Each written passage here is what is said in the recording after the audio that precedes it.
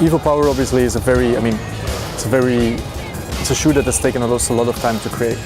We started in 2010, and obviously today we're speaking about 2014.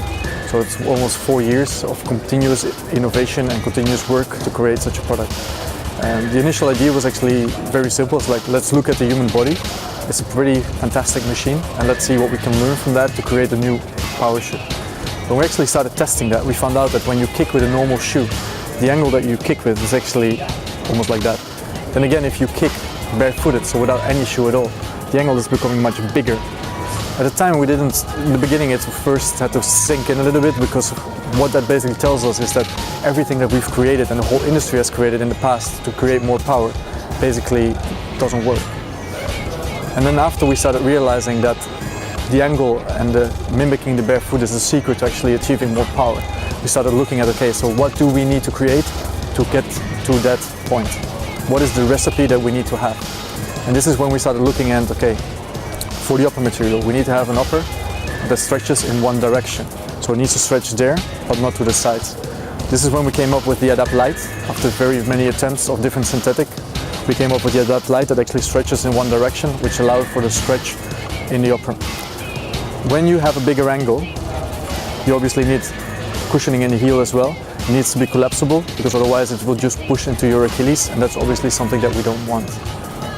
Then for the outsole, of course the outsole is something which is very important, because we have to get that barefoot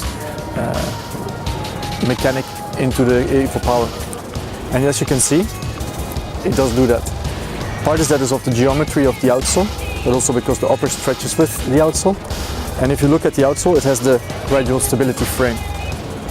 So the outsole is actually bending gradually, but then it stops. That's very much like the human spine, to give you an example. The spine actually allows you to bend forward, to the sides, in different motions. Then again, if you want to bend backwards, there's a mechanical stop to it. And that's also what happens with the outsole, because I can push it as far as I want, it just doesn't bend any further. Last but not least, we also have the material on the inside, which is called the AccuFoam. This material is very important to achieve more consistency and more consistent accuracy. Why? Well, very simple. If you look at your hand, for example, you can see a lot of movements, you can see the bones in your hand, and that obviously is in your foot as well. The metatarsals, you have your nerves, you have the muscles. And when you shoot, the ball wraps around your foot. So when there's an uneven surface, actually the ball actually comes in contact with the unevenness. With the AccuFoam, you create a more constant, flat kicking surface, and that allows for more accuracy.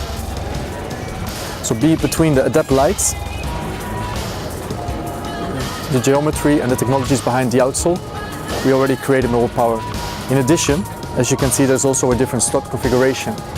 There's two types of studs, heel, here, and then obviously the round studs in the forefoot.